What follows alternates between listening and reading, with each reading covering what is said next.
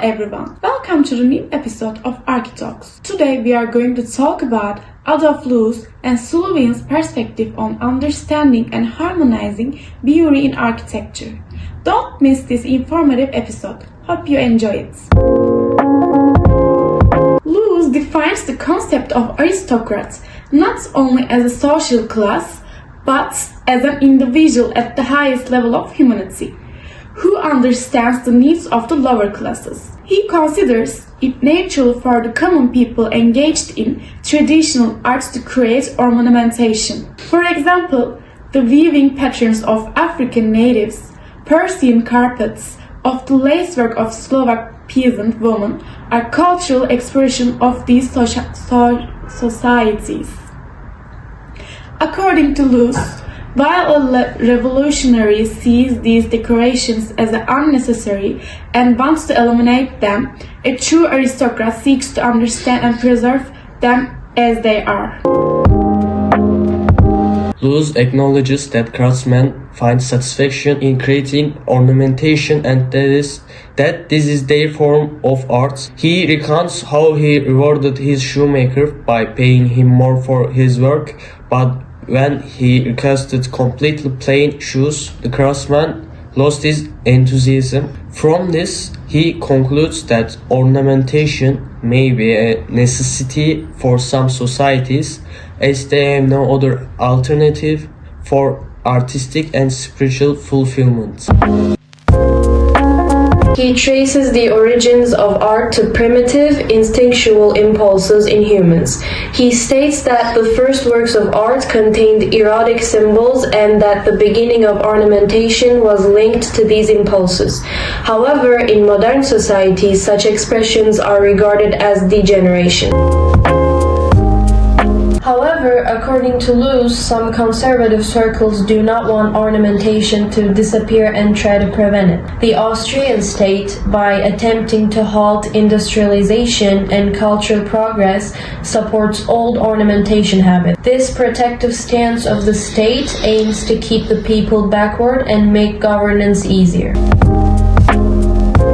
Loos takes a critical approach to the practice in Austria, arguing that the state promotes ornamentation and even hinders modernization by outfitting soldiers in traditional, non-functional uniforms. Although ornamentation is seen as an obstacle to cultural progress, it is still supported by the state. By saying form follows function, Sulu Wien pointed out that building needs to fulfill its environmental demands by its form. For example, if you design a skyscraper, you need to know its first floor mostly used for markets, banks, so they need to be designed for that. Middle section of the skyscraper will mostly used for offices, and the top section will be mechanical system for skyscraper gets going on its own, without any problem. With those top-down decisions, skyscraper takes its form for its functions fulfillment. Ornamentation can take any place in modernism. Even with cultural backward, it must be prohibited that old ideas reflection on modern buildings, because it is a mistaken to modern era's advancements. Ornamentation is an obstacle and so it must be eliminated. We already exhibit and preserve the old cultural ornaments. We need to focus on future for cultural advancements. And there is this side of ornamentation. It's that ornamentation makes build outdated while they are still durable by constant changing in understanding of art. And Loos say it's a waste of resource and labors. We need to make buildings that last its validity as long as its durability, says Loos. Skyscrapers are new forms shaped by new era's demands. For Sullivan, its aesthetics come from nature itself, but Loos says they need to be unadorned. simple that surpassed Sullivan's stand. Lewis contends that ornamentation is unnecessary for the modern age and modernism shouldn't be bothered by it. Modern cities must be designed by simplicity. Both of them consider function as aspect but in different way. Sullivan has an optimistic view of architecture, seeing architects as guides who shape modern society with functional yet beautiful designs. He believes architects should innovate and create buildings that reflect the needs of their time.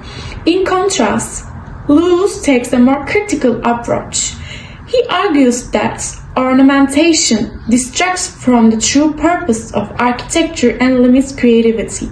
For him, architects should focus on function and remove all decorative elements, while Sullivan believes architects should balance function and aesthetics. Lewis insists that functionality alone is enough for good design. Sullivan and Lewis both argue that ornamentation is unnecessary in modern architecture, but they have different views. Sullivan does not completely reject ornamentation if it comes from natural forms and serves a purpose. Lewis, on the other hand, believes that ornamentation is outdated and has no place in modern society. However, many contemporary buildings show that functionality and aesthetics can coexist. For example, Bauhaus architecture focuses on clean lines and simplicity, but still creates visually appealing structures. This suggests that functionalism and ornamentation do not have to be completely separate but can be balanced in modern design.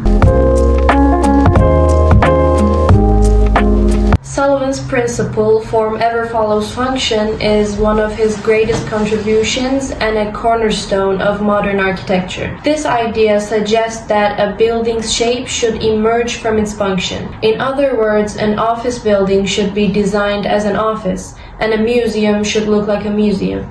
Aesthetic concerns should not take precedence over functionality. Even today, this principle remains relevant. For instance, in sustainable architecture, buildings are designed to optimize energy efficiency by adapting their form to natural elements like wind and sunlight. Thus, the concept that function determines form is still current and essential. Today, skyscrapers are interpreted in many different ways, both technologically and aesthetically. However, as Sullivan stated, the fundamental issue is height. A skyscraper should first and foremost create a sense of unity through its vertically rather than appearing as a collection of stacked layers. Some contemporary designs incorporating organic forms or unconventional angles may lose the sense of cohesion Sullivan emphasized. On the other hand, designs that remain true to his vision create a seamless sense of upward movement. Sullivan's approach can be considered not only at the scale of individual buildings, but also at the urban scale. When he stated that function determines form, he implicitly suggests that the same principle should apply to the city planning. In other words, urban development should respond to the actual needs of a city rather than being driven solely by aesthetic or prestige concerns, such as constructing skyscraper for symbolic purpose. Today, sustainable urban planning is, to some extent, based on this very idea. Today, skyscrapers are vastly different from those in Sullivan's era due to advancements in materials and engineering. However, the sense of unity he emphasized is still evident in some projects. For instance, New York's One World Trade Center features a design that conveys a seamless upward movement. On the other hand, some buildings constructed with distance layers or sections create the stacked appearance that Sullivan criticized. We have reached the end of our show. Thank you for watching. See you next week.